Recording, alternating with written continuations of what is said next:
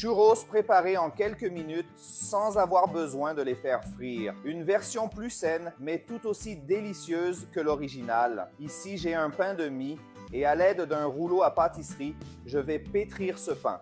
J'ai déjà acheté ce pain sans les bords, mais si vous ne trouvez pas ce pain, retirez simplement les bords vous-même, d'accord? Faisons ce pain très fin, comme ça. Avec notre pain déjà pétri et très fin, je vais ajouter du dulce de lèche, qui est la garniture traditionnelle des churros.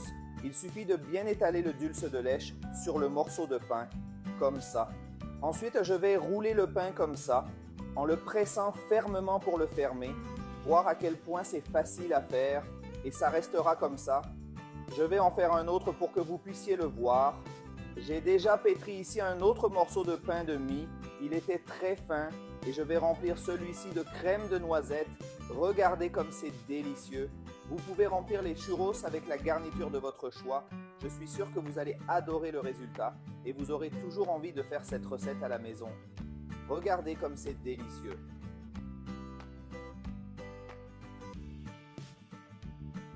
Maintenant, dans un petit bol, je vais ajouter une tasse de sucre et aussi 2 cuillères à soupe de cannelle moulue. N'oubliez pas que la quantité est au goût. Maintenant, mélangez très bien.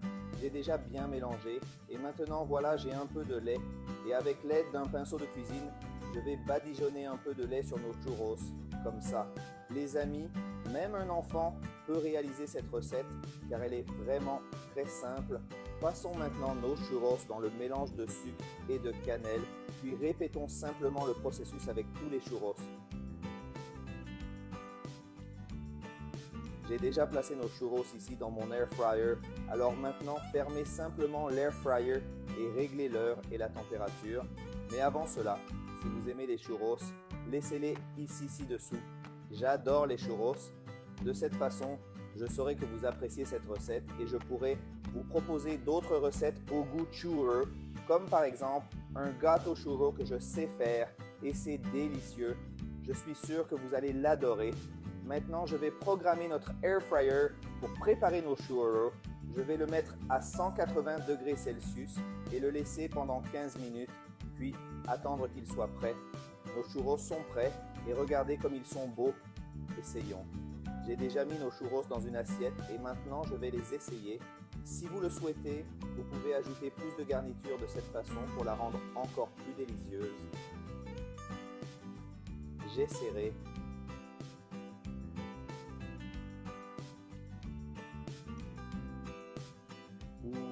Comme c'est délicieux.